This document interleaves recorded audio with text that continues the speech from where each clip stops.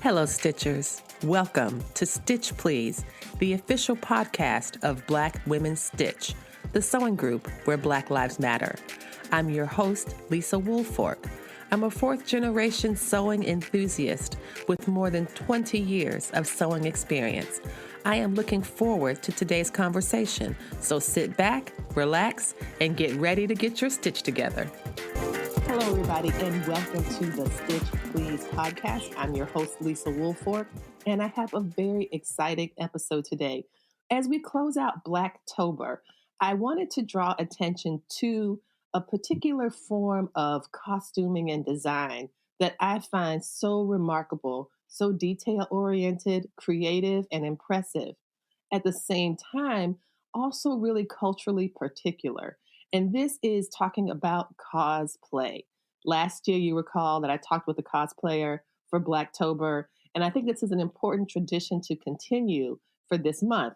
This year, I have the extreme privilege of talking today with Vanta Black Cosplay. You can find her amazing looks on Instagram at Vanta Black Cosplay. She's also on Twitter. She was recently featured in a cosplay magazine, and she was also featured in BET's coverage of the Comic-Con. And so there's so much that Vanta has done, and her looks are absolutely stunning. You can see these from the episode cover art as well as on her own page. And so I'm really excited to be able to talk with Vanta today. Yay, welcome, thank you Vanta. so much. You made me sound so awesome. I'm really humbled. Oh my goodness. I made you make it easy to make you sound awesome. Thank you. Discovering this podcast was great. I was at work. I'm like, I need to listen to a podcast about sewing, and I found it. And I'm like, yes, Black women who sew. I love this. This is me. And that's how I discovered your podcast. And I'm like, oh, that'd be great if I could be on that. And I said that 5 months ago, and here we are.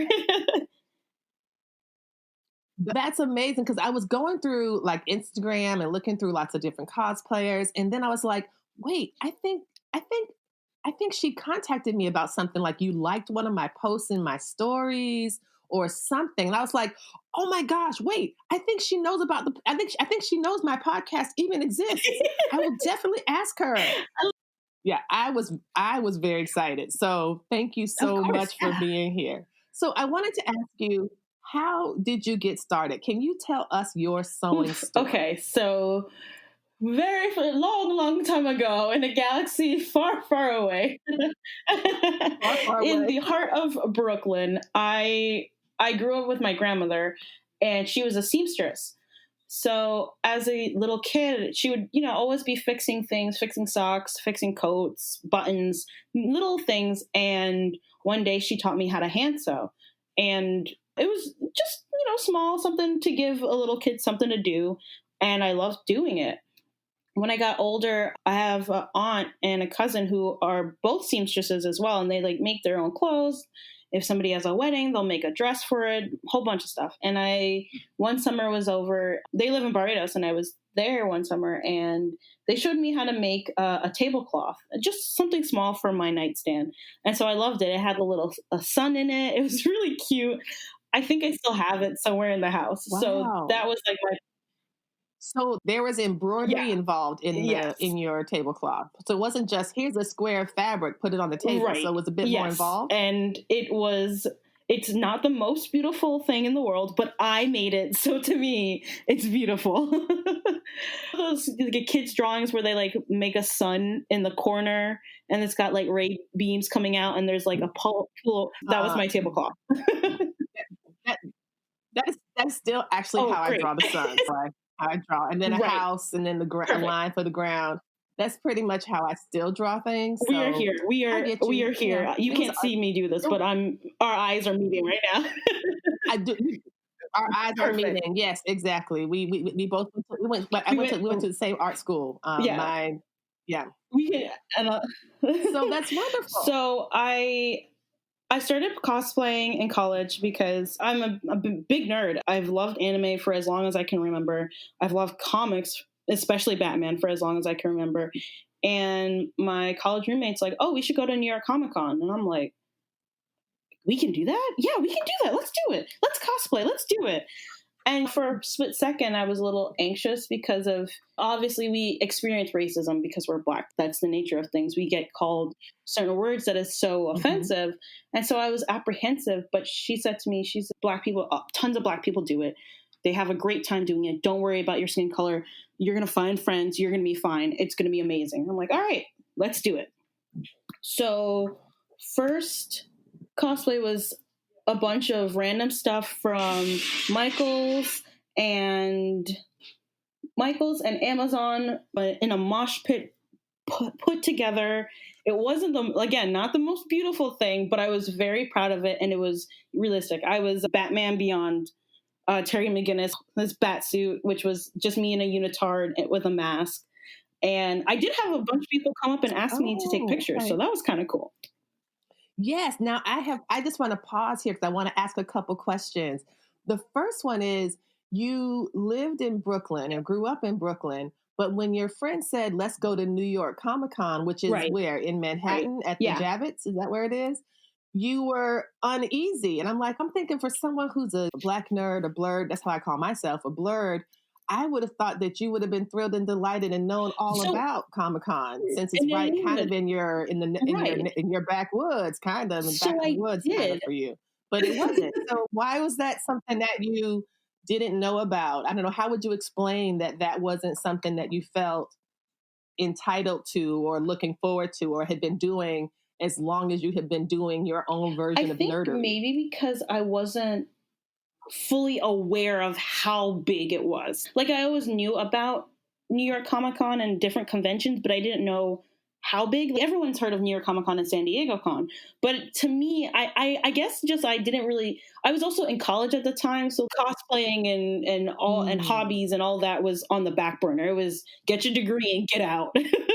Right. So. Right. It's a lot. College is a lot of work and time and stuff. And I don't know. It never really, it always appealed to me. I'm like, one day I'm going to make it to New York Comic Con. I'm going to make a cosplay. I'm going to be amazing. It's going to be great. And that's it. And it was like a dream, like a bucket list thing, not a actual, I can do this thing. Okay. So it was a special thing. It was like, you felt like you had to work your way up. Yeah, that's a good way to put it. And so I'm also going to backtrack a little bit again, because I also want to ask, how would you define, and again, this is a serious, no wrong, no right answer question. How would you define cosplay? How do I define cosplay? To me, cosplay is finding a character that I like, that I want to portray, trying to create my version of whatever outfit that they're wearing, and take pictures, hang out with friends, just enjoy being that character for a little bit. With everything going on, especially during the pandemic, it's nice to take a break and invest time into this hobby, into this character that you like. And it's probably because there's parts of them that you really, either you wish you could portray more, or you see a little bit of yourself in that character. So for a couple of hours, you get to be that character. And it's great. It's great. Like, when little kids see you and they're like, oh my goodness, you're Wonder Woman. Wonder Woman's my favorite. Or I was Sailor Moon, and this little girl wanted to give me a hug because she's like, oh, I love Usagi. She's so great. It's getting to be that character, even if it's for a little while. You get to emulate that character, and that's why I really love it. That sounds really beautiful, because it seems like it's a combination of an inner desire, a way to attach to a character that you have developed some sort of connection with, either by reading the comics or watching the anime. And then it also has an external impact too, because other people recognize and see that, and they're like, oh my gosh, thank you for reminding me about why I'm here. Thank you for reminding me about why I do this. And I think that's really fantastic. I want to talk a bit about your sewing and sewing for cosplay, because it seems to me that cosplay sewing requires something very different than sewing for apparel. So, if, I'm an apparel sewer, so I do make quilts and home deck and stuff. But for the most part, if I say, you know what, I want to make a bra this weekend, here's the bra pattern, here's the bra fabric, here's the bra findings, I will now sit down and follow the directions and make this amazing bra, and it's going to be great. For you, that's different. You say, I want to be Poison Ivy. And now I will make that. How does that work? Like, for most people, we go to the Halloween store and buy a really not very good quality costume. But for you, you do something different. What is I guess maybe I'm asking you to describe your process of identifying a character and then developing a look. Okay, so as a new sewer, seamstress, whichever term you would like to use, I start off with, I'm honest. I'm strictly honest. I will say, can I make this? And do I want to make this? And a lot of the time it's, yeah, I do really want to make this because I want to test my skills. I believe in myself, so I can do it. I think my favorite, yes. I don't know, every year I say this is my favorite, and then the next year comes and I make something better. But my Darla cosplay, Darla from Shazam, that bodysuit. Mm-hmm. So a backtrack. So when I watched the Shazam movie, watching it, Darla is this cute, really sweet girl. She's trying to be the best little sister. She's got pigtails and glasses, and that was me as a kid. Like, I had big pigtails, I had big glasses, I was a little nerd. I always tried to be like the nicest person, and she's just adorable. I'm like, this is me. I want to be her. So when she has her costume, I'm like, this is it. She's an adult version of me. This is so cute. Why not do it? But I said to myself, I'm like, okay, I got to learn how to do a bodysuit, and then I got to make the belt, and then I got to get cool shoes and make a cape. Okay. And so I deconstructed. So I started off first with the bodysuit. I worked with spandex previously, but was still a little apprehensive. And I'm like, okay, we're going to get spandex and we're going to make the bodysuit. I already had a bodysuit. And when I'm saying bodysuit, I mean like a unitard, like legs and sleeveless. Yes. So this one was sleeveless. Okay. So I already had a sleeveless bodysuit, and I cut it out to fit the spandex because it was also spandex. I'm like, this will work out fine. It'll be perfect.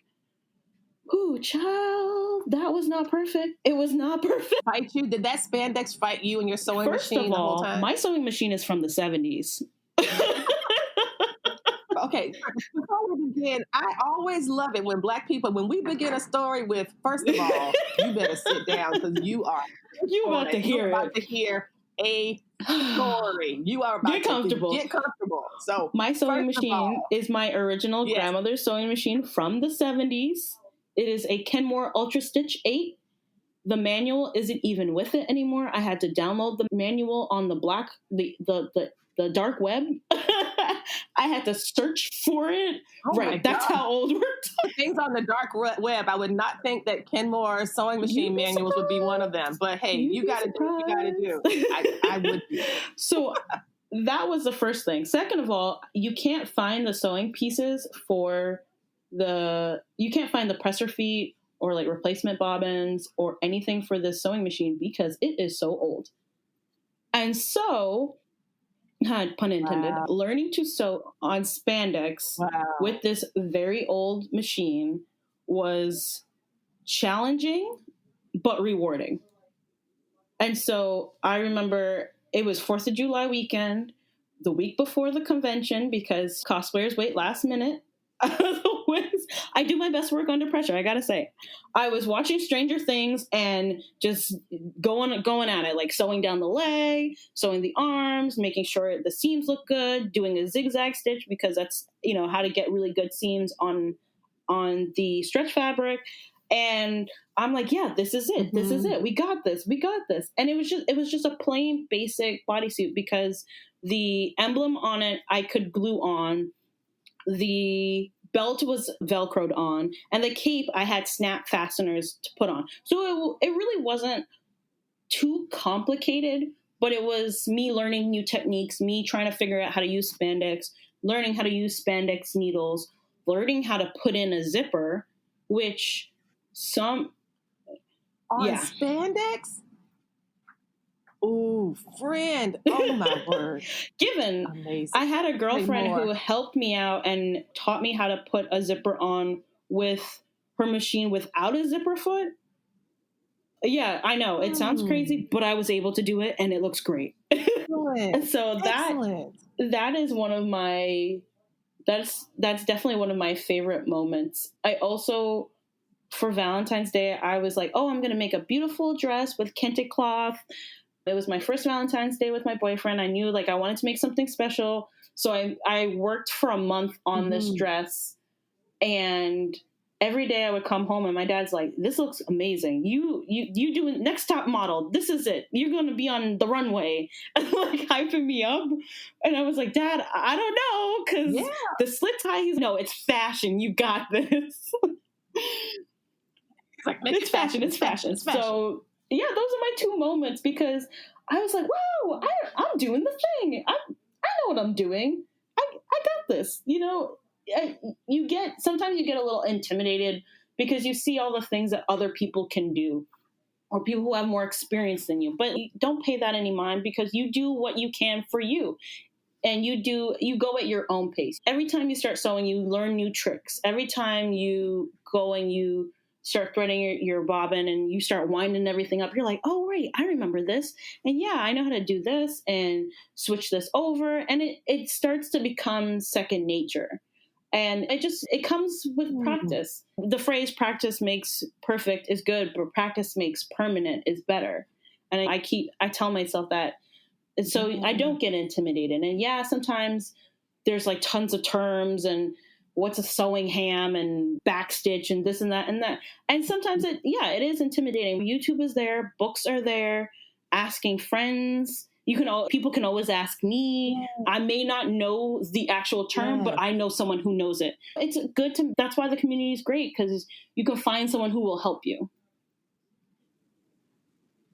Yes, that's so beautiful. And I really love the camaraderie that you're describing, because it suggests that everyone is working from their own individual intention. Everyone is working from this really deep sense of wanting to link to a character and bring that character to life. And all of the time and energy and resources that you put into it, it's not like, I don't get the sense, and again, I'm not a cosplayer and I'm just an observer, but I get the sense from talking to some Black cosplayers, which would be you and my other friend, Aisha Makes, who's a cosplayer, that it's not about competition. It's not, oh no, I'm not going to help you make a blank, blank, blank, because one day I might want to make a blank, blank, blank. Like it doesn't, I don't get that vibe. Is that true, that it's much more about a cooperative spirit and not a competitive one? It depends on who you associate with. It really does. Because when I first started out, some people weren't as helpful, and you could ask people things and they would leave you unread, and it's okay, I get it, fine, whatever. But my circle of friends, the cool kids, we don't do that. We help each other out. Yeah. So that's right. And it's all with your inner circle and who you associate with. Because there's definitely been times up to a couple of weeks ago, I asked someone, hey, where did you get this? And how did you do that? Read, didn't even answer, hasn't said anything to me about it. I'm like, okay, cool. You know what? People are busy. Things are going on. There's YouTube. I'll figure it out. Not a big deal. That's what I love about the spirit of resilience that seems to be part of your creative practice. I will figure it out. My machine is twice as old as I am. My machine was from the 1970s, and I am still going to make it do this new thing. I'm going to introduce this machine to fabric it's never even heard of before. Because when that machine was made, spandex was not very widely available for home sewers, and so it's not used to that. And you made it work, and you figured it out. I think that's really beautiful. One of the questions I wanted to ask was about what gets cosplayed.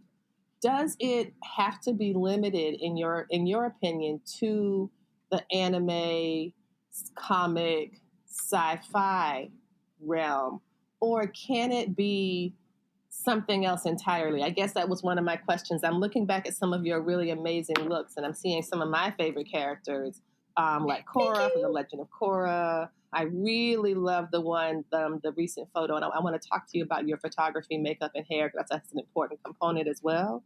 And all of the other Poison Ivy that I mentioned earlier. So I'm wondering, does it have to be someone from the fantasy, sci-fi realm, or can it just be any fictional character that someone happens to see, like something from literature or something? I don't know if there's different categories. So that's a really good question, because I've never really thought of it as strictly nerd culture, sci-fi, books, graphic novels, comics, anime. I've never thought of it in that niche, because to me, cosplaying is anything really that you want to portray. If you want to cosplay as Queen Elizabeth I, by all means, go for it. And I've seen cosplayers who've done that, and it's remarkable. Like this woman, I'll send her info to you, because her sewing is impeccable, and she makes like full Victorian gowns, and I'm in awe of her stuff. But yeah, my friends joke around with me, because back to this purple bodysuit. I wear my purple bodysuit with a very 80s looking shirt, and my friends call me Aunt Viv because of it. They're like, "Oh, you cosplaying Aunt Viv again?" Oh, and I'm like, and so my mom and I were talking about it yesterday, because that episode where Aunt Viv goes to her ballerina class and she like shows up everybody. Dance. Yes, she does. She does, and then she has to limp out, she's tired. right? Because but that's she's tired. Yeah, but that's really great. Right. Yeah, I remember that. Yes. Everybody, my friends joke around. They're like, "Yeah, you cosplaying Aunt Viv again," because that's me. I wear my purple bodysuit. I dance around, especially when I'm sewing and getting cosplay ready. Yeah, I think it could be anything that you want. I think you could, if you want to cosplay as a plant, cosplay as a plant. You want to cosplay as Mufasa, and I've seen it. Cosplay as Mufasa. You want to cosplay as a ketchup bottle? I've also seen that. The world's your oyster. It's all about being creative. Yeah. There are no limitations. That's beautiful. Thank you for that wonderful answer.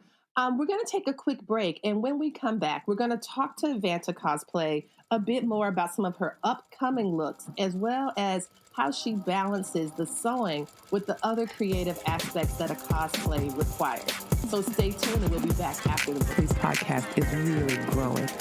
I want to thank you for listening to the podcast, and ask a favor. If you are listening to this podcast on a medium that allows you to rate it or review it, for example, Apple Podcasts or iTunes, please do so. If you're enjoying the podcast, if you could drop me a 5-star rating, if you have something to say about the podcast and you wanted to include that, a couple sentences in the review box of Apple makes a really big difference in how the podcast is evaluated by Apple, how it becomes more visible. It really is a way to lean into the algorithm that helps to rank podcasts. So if you had time to do that, to drop a little line in the review feature of the podcast, that would be really appreciated, and it would help us to grow even further and faster.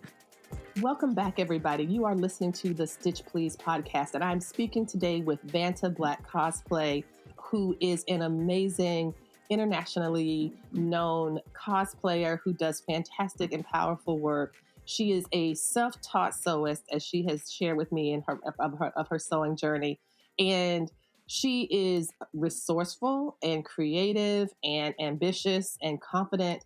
And I'm just really glad to have her on the program so that she can share the ways that she's been able to work through cosplay and hopefully inspire some of us who are listening to do the same.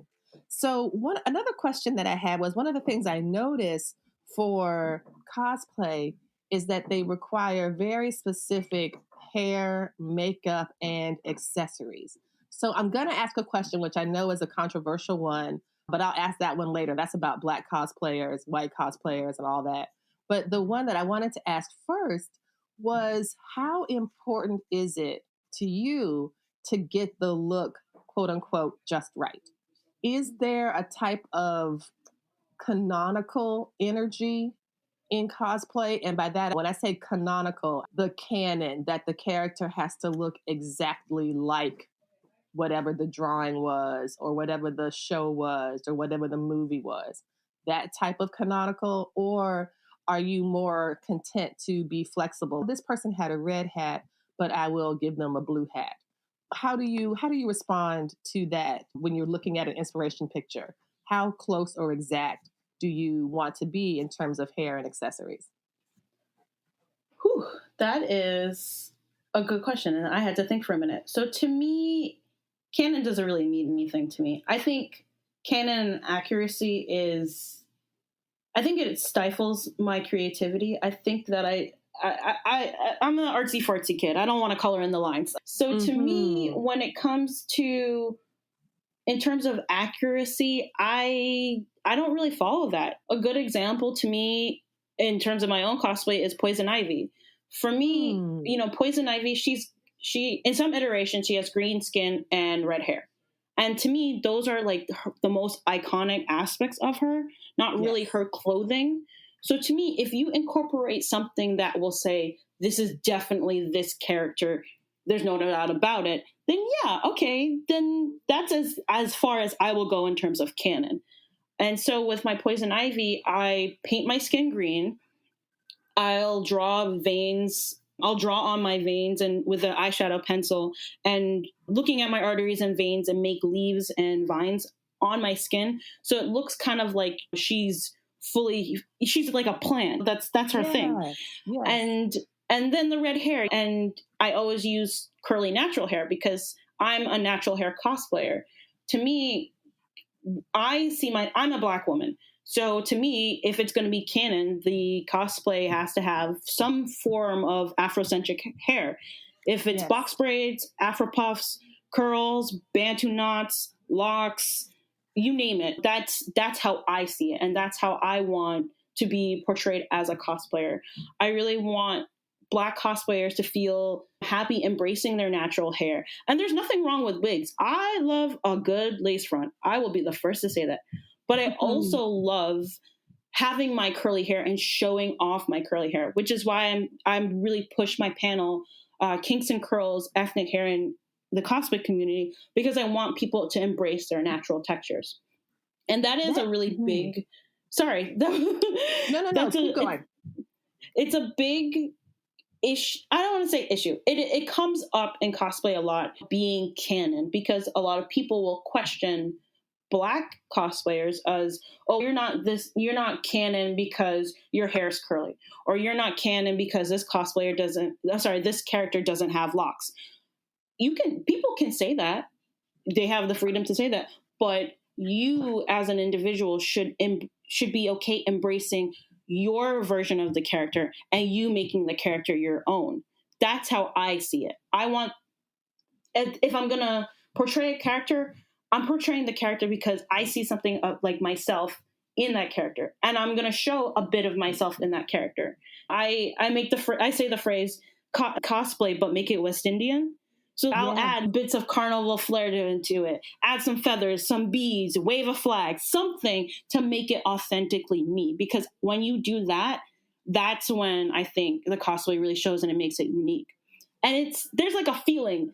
There's a, yeah, that's right, I got it. This is me. I've made it into my own. And I live for that feeling. I love that. I am so glad that I asked this question and that you elaborated on it, because it's not so much about trying to be a carbon copy. You're not trying to, I want to duplicate every single thing. Instead, it's about, like you said, make it your own, make it you. Make it you. And I wanted to ask about your Kinks and Curls panel at Comic-Con and how that came about, and what's something that you remember from that event. How did the panel go? First of all, what was it like to propose a panel to Comic-Con, and what was that process like?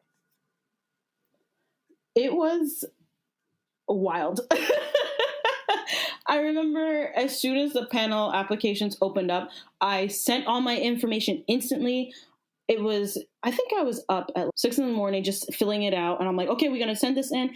And it was my first really big convention. So I was a little anxious. I'm like, I'm not going to get in it. It's fine. It's okay. I presented at KatsuCon, and I've presented at BlurCon, AwesomeCon. I've presented at QuirkCon, and that's great. All those cons are a little bit smaller. I know the people who are going to be there, more or less, because a lot of them are my friends or people I know in the community. But New York Comic Con is a whole different game. So submitting that, I think I downplayed it so that in fear of rejection, I'm like, if I don't get it, it's okay, and I'll be fine.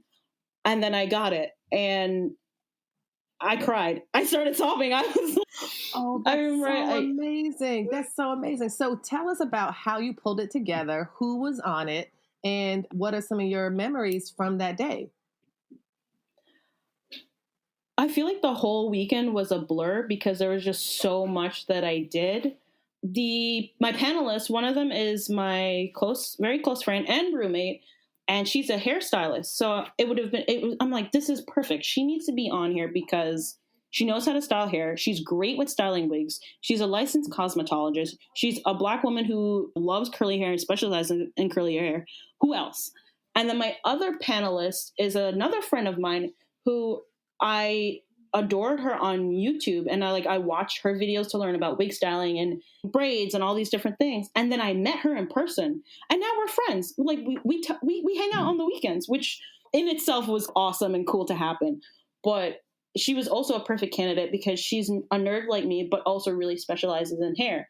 So we've got this like great fusion of different voices from different backgrounds and different strengths in the natural hair community. And I thought it would be great to have their input. Yes. And you get to kind of shine the light on you and shine the light on them. And it's like cosplay, but make it community. What you've done is that you brought in your friends or people that you didn't know, and then they became friends. And now you all are normalizing this to say that, hey, this is our canon. My canon and what's authentic to me grows out of my scalp this way. Yep. And this is why I do what I do. What was the discussion? What kind of conversation? Do you remember any? I know it's probably been a little while, but do you remember any questions or anything that people said, or were people just really excited, other Black cosplayers, to like, yes, I know I have to go to this session because I could get some tips? It was a mixture of both. It was one memory, not exactly from New York Comic Con, but from BlurredCon, it was a group of Black women with all natural hair, and they were dressed as the muses. And I went up to them like, I have to take a picture because I love your cosplay. This is a great group. And so they were like, oh, you seem really familiar. Who are you? And I'm like, oh, I'm Vanta Black Cosplay. And you're the girl with the natural hair panel. So 7 women are like telling me how they love my panel and they love that they use my natural hair. And they were like, it was like, imagine like a group of aunties telling you how much they love you. And it was such a heartwarming moment. Like I started tearing up and they all gave me a hug. Like even now I'm getting like tearing up because it was such a beautiful moment. Oh my gosh. And I'm about to tear up and I wasn't even there. It was so nice. And having that support was just so amazing. At New York Comic Con, the seats were full. Yes. And I was just, oh, all y'all are here to see me? Y'all are here to talk about hair? Really? And it was great. We talked about what happens when, people say they don't like your hair and people try to touch your hair. And I'm like, leave the haters at the door. Don't worry about them. You got us. You got your community who's going to support you. And I have my presentation is really a PowerPoint with 150 cosplayers cosplaying with their natural hair or a kinky curly wig. And every time I have a panel, I'm on Instagram, like, guys, send me your cosplays, send me your cosplays. And on Facebook too. And I also love that because there's so many people who are like throwing me their cosplays left, right. Look at this. I did this. Even last week, this girl's, using my natural hair and cosplay more all because of you. And like, I was at work and I'm like, if y'all tell me these things, I'm going to cry.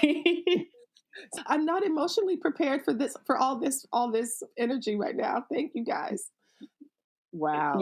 Yeah. That is really beautiful. But it just shows that when you create something that was meaningful for you, deeply personally meaningful for you, there is a good chance that it's going to speak to lots of other people as well.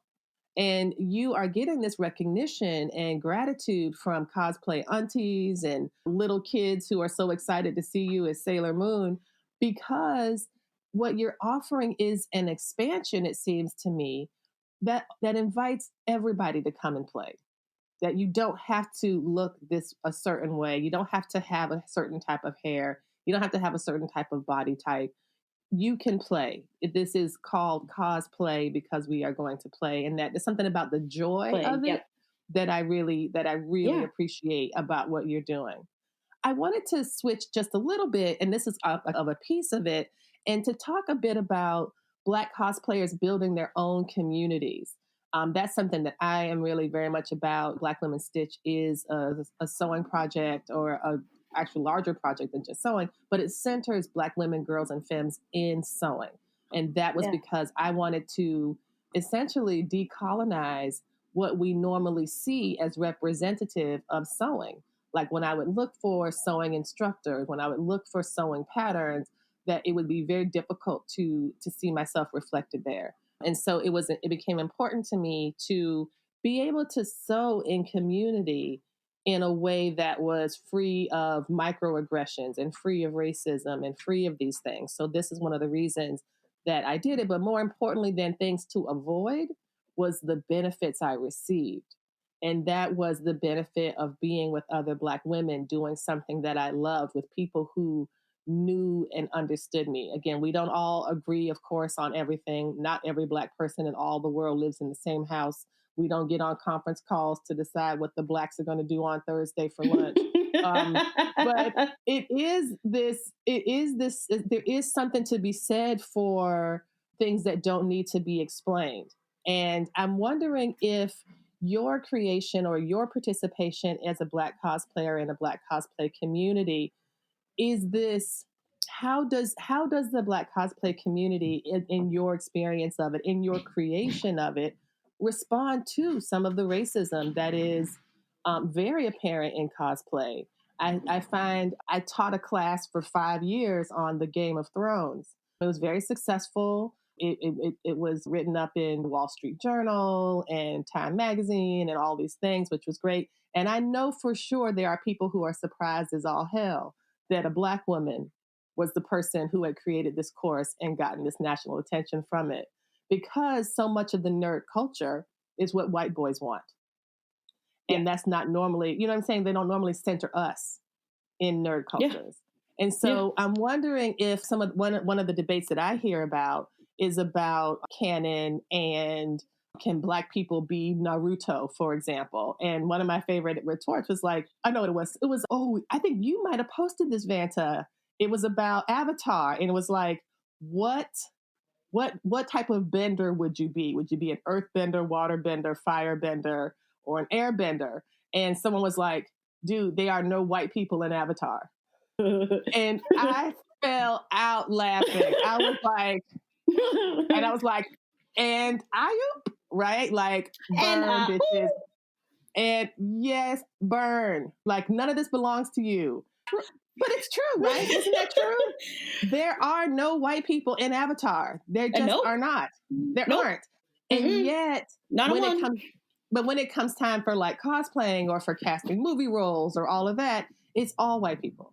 So like, I don't know, what are your thoughts on that when it comes to cosplay? Like the idea that for me, it seems like the idea that some white person would be trying to pull your card for Sailor Moon. And it's, wait a minute, why can this white girl be Sailor Moon and be authentic, but a Black girl can't when there's no white people in Sailor Moon either? What do you think about that? Yeah, I think it's hilarious at first. When I was younger, I said, I'm like, as soon as I get my first racist comment, I'm out. I'm not cosplaying anymore. I'm not going to do it because I can't take it. And then I cosplayed Samus from Meteoroid. Samus Aran. She wears a big suit and everything, but I was Zero Suit Samus. I'm thinking of her in Smash because I main her in Smash. Anyway, I wore her bodysuit and I wore my natural hair and I wore sneakers and I was joking around. I'm like, Samus shouldn't wear heels. That's makes no sense. She's running around beating up aliens. Why would she wear heels? So somebody's ashy son was like, you can't be Samus because Samus is white. I'm like, first of all, Samus is an alien. She's half alien, and she wasn't even born on Earth, so that doesn't even make any sense. And it's the same thing with Superman. People are like, oh, Superman's white. Black man can't be Superman. I'm like, Superman is not American. In fact, Superman was made by a Canadian. So you're all the way wrong. Don't try to question me about what I know, because I know you're wrong. You just, if you hit them with the facts, they shut up, and it's really funny when they do. When it comes to what Black people can and can't do in terms of cosplay, we can do everything. There is nothing we cannot do, and I'm at the point in my life where I'm going to hear somebody say you can't do it, and usually when I hear you can't, that just translates to me as, oh, I can do it and do it better than you thought. So oh my gosh, that's how I move. Are we twins? I just want to know if we are twins, because that is my energy too. Tell me I can't do something. Tell me I can't do something. I double dog dare you to tell me I can't do something. Please say psych. That's that's me as a whole. And yeah, I hear it all the time. Oh, you can't do this. Oh, that's played by a white. I love it when anime. All the time with anime. Oh, this character is white. You can't cosplay them. I'm like, this character is Japanese. So I don't know what you are thinking.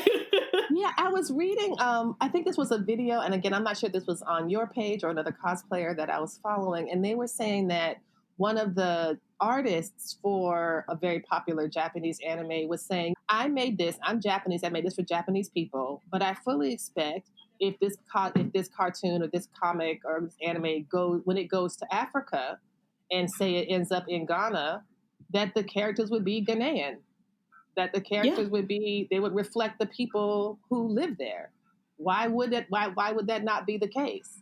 And so what I find so remarkable is that for those white folks who are being gatekeepers over Japanese anime and about who can do it and who can't, that I thought it just seems interesting to me that they are willing to somehow empower themselves as gatekeepers over something to which they have no rights. Absolutely no rights. And when you were talking about Game of Thrones, I started to laugh because I'm a huge Game of Thrones fan.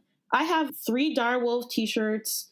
Arya Stark will forever be my favorite character. She is pretty much GOAT. She is pretty much GOAT, for real. Yeah, she's the best. Like, I had Instagram accounts, like, about Arya Stark. Yeah, Twitter, like, Tumblr pages for Arya Stark. I did the whole thing. I have a Game of Thrones poster, Game of Thrones card game. Like, I was deep in it. So I fully understand.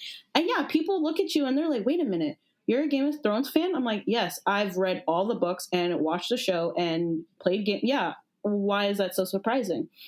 And as blurred culture is becoming more mainstream, to say, or more widespread, people are starting to realize that there are blurs, and they're like, wait, what? You like anime? You like sci-fi? It's so nonsensical. It's really frustrating when you think about even as not to mention like W.B. Du Bois writing science fiction back at the turn of the century, like in 1903 and 1905. Hello, can you hear me? Yeah. I'm laughing. I'm making a joke. Oh, okay. I was like, okay, exactly. I was like, oh no, did I lose her? Okay. But yeah, Du Bois writing, or people earlier, even in 19th century, Black folks writing speculative fiction. People, Octavia Butler, obviously, Samuel Delany, Nalo Hopkinson, N.K. Jemisin. We do this. You just said all the authors of my library that I'm literally next to. That's hilarious. But I teach a class sometimes on Black speculative fiction as well. So I love it. This is why I think a lot about these questions. But I get very irritated with this idea that somehow whiteness is neutral. That's the problem. The problem is. And this, it's false. This idea that whiteness is neutral is actually a product of white supremacy. This idea that whiteness can take on any and all characteristics. White people can play anybody of any race, but if it's a Black person, then standards. Yeah, it's just that's a bunch of hot garbage. It's a hot mess. It's a hot mess. And I think about movies too. Because some of the movies I'll see, Gods of Egypt is a perfect example. I think there was I think Anthony Mackie was in it. I think there was one Black man in that entire movie. And this is supposed to be depicted in Egypt. And I'm they've convinced us because of racism, they've convinced us that somehow Egypt is not in Africa. Yeah. And that it's just filled with very slightly tanned white people. Slightly tanned. Have been in the sun for all of 5 minutes, tan. And oh man, it drives me it's just up a wall. Like when you said that Superman isn't American. It's try telling them that Jesus isn't from America either, and didn't speak English and wasn't blonde with blue eyes. Like all of that is Or when Samuel L. Jackson was casted as Nick Fury, people were up in arms, and I'm like, who else can play this? Who else? Tell me exactly who you want for this role. And okay, we'll say okay. Because there was nobody else who would be just as good. People, right. They see one thing and then they get upset. Or in the Harry Potter play adaptation in England. Yes, with Hermione, that's right. That will always stand out in my mind as a pivotal moment in how I see myself as a blurred. Because it frustrated me a lot. And I think it maybe had to do with like how I was raised. I went to private school. I have always been like, I'm not tooting my own horn, but I was one of the smart kids. I was one of the gifted kids. My normal job, I'm a scientist. Like this is like cosplay is my hobby, but I am an intellectual. I like to read. I like to travel. I like to do all these things which are considered to be white, because people think that's not what Black people do stereotypically. So the second Hermione was... I'm listening. Go ahead. The second Hermione was Black, people had an issue with it. And I'm like, but why? Is it because Hermione is brilliant and you don't see Black girls being brilliant? We had hidden figures which show that Black women are, in fact, brilliant and put people on the moon. So why is this such a... In fact, sorry. So why is this such a hard concept for you guys to understand? And racism. Racism. That's what it is. That's what it is. And that shook me and really spoke out to me, because I'm like, we are not we as in us, but we as a whole, as a world, are so backwards when it comes to Black people. We are so of the mindset that we don't progress. We just one type of thing, and they think we're a monolith, and we're not. We're multifaceted beings. We have different opinions. Like you said, we aren't raised in the same house. We don't say, okay, what are the Blacks gonna eat at lunch today? And people have such a hard idea understanding that. And I think it's so useful to be really specific here when we say people, to go ahead and say white people, if that's what we're talking about, because I do think that it is. And this idea that, so when you were saying I went to private school and I like to travel, I like to read, blah, blah, blah. And I refuse, and I tell my students this all the time, I refuse to call those kind of behaviors acting white. Thank you. Because since when did white people become so great that people want to act like them? It's a genuine question. And I think that this is another form of not just white supremacy in practice, but how we as Black folks sometimes can internalize these things and limit our own understanding based on the limitations that have been placed upon us. Of course, Black people travel. Of course, Black people love anime. Of course, Black people have cable television and watch Game of Thrones. Like all of that. Remember the Dem Thrones hashtag from the Black guy who tips? I think he started like the Dem Thrones hashtag that kind of put together. Yes. So not only do we just enjoy it and consume it in a traditional way, we also, almost like cosplay, put our own spin on it. Yes. And that allows us to really engage with the creative work, which is the whole point of watching and reading and enjoying and participating in creative cultures for this very reason.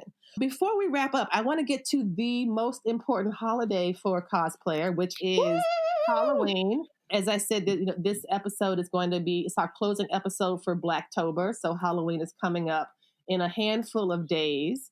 And I want to know, you sound very excited about Halloween. And what I love about your excitement is that, unlike many other folks who do celebrate Halloween, yours is not about the acquisition of candy, which has been compromised because of our COVID situation. And people are like, oh no, Halloween's canceled and there's no door to door. And how can we do distance? And it sounds like you are not hampered about that at all. You are like, I am going to have time to get my looks together. So tell me what you're thinking about for Halloween. I don't even eat candy. I just want to look cool. And she's like, people do candy on Halloween, you say? What is this? This is a strange custom. Candy? No, we are here to slay. We're not about the candy. Yes, tell us. I have And you'll see through Instagram, I have a bunch of looks that I'm in the process of doing, and I wanted to, like I said, I wanted to play up with natural hair. So with my box braids and with my curly hair, adding different elements. And Blacktober, as aptly named, a lot of Black artists are taking all the popular anime characters and comic book characters and melanating them. So I'm like, I'm going to do this for Halloween. So some of my favorite Halloween stories growing up: Beetlejuice. I've got Lydia. Yes. I'm doing Lydia. Coraline, which was my favorite book growing up. Man. Yes. You'll see with my box braids, they'll be cut, but they will be box braids. The Corpse Bride, again, another favorite movie. Sally with more box braids. Medusa, one of my favorite Greek myths. A natural hair Medusa, she's going to look great. She's going to be rocking it with some Dolce & Gabbana shades. You don't turn to stone. Nice. And did you know that Alice Walker, in her book, The Temple of My Familiar, offers a legend or an interpretation of Medusa as a Black woman with dreadlocks? And she says that is why the Greeks created Medusa with snakes in her hair, was because they hadn't seen anybody with hair like that. And so they turned her into a monster. So you might want to check that out. I first read about it in Alice Walker's book, The Temple of My Familiar. I think that was the one that I heard her talk about that in. About to buy that book. The Temple of My Familiar. Okay, I'm going to buy this book and probably... Well, check the summary. Check the summary. I don't want... again, caveat, this was something I read 25 years ago, so I could be wrong, but it's always stuck with me. And I know it was from her, and it might be that book. That's just what I was thinking. But yeah. But these sound awesome. What else do you have? So you got the Medusa, you've got, Coraline and Lydia. Corpse vampire looks, a few succubus looks, and how long is Halloween for you? Because for the rest of us, it's just 24 hours. And I'm wondering how long your Halloween is, because it sounds like you got a week's worth of looks. It's a whole month. Oh. Yeah, Halloween, we celebrate Halloween the entire month. It's spooky season. It's not spooky day. Nice. Spooky season, not spooky day. Excellent. Excellent. Wow. So thank you so much. Oh my goodness. I am so excited about this. This has been really amazing. Thank you so much for taking the time. Tell us where we can find you on the socials so we can have people go back and look at all your looks from this month. Sure. I am Vanta. You can find me on Instagram as Vanta Black Cosplay. If you look up Vanta Black on Facebook, you'll find me, and Vanta Black 21 on Twitter. I'm going to try to do a few TikToks, but we'll see how that goes. It's the same thing, Vanta Black Cosplay. Excellent. Vanta Black, thank you so much for being here with us today. This has been really a delight. Thank you so much, and thank you for helping us to celebrate Blacktober. Thanks. Happy Blacktober, everyone, and thank you for tuning in. You've been listening to the Stitch Please podcast, the official podcast of Black Women Stitch, the sewing group where Black Lives Matter. We appreciate you supporting us by listening to the podcast. If you'd like to reach out to us with questions, you can contact us at blackwomenstitch@gmail.com. If you'd like to support us financially, you can do that by supporting us on Patreon, Patreon. And you can find Black Women Stitch there in the Patreon directory. And for as little as $2 a month, you can help support the project with things like editing, transcripts, and other things to strengthen the podcast. And finally, if financial support is not something you can do right now, you can really, really help the podcast by rating it and reviewing it anywhere you listen to podcasts that allows you to review them. So I know that not all podcast directories or services allow for reviews, but for those who do, for those that have a star rating or just ask for a few comments, if you could share those comments and say nice things about us at the Stitch Please podcast, that is incredibly helpful. Thank you so much. Come back next week and we'll help you get your stitch together.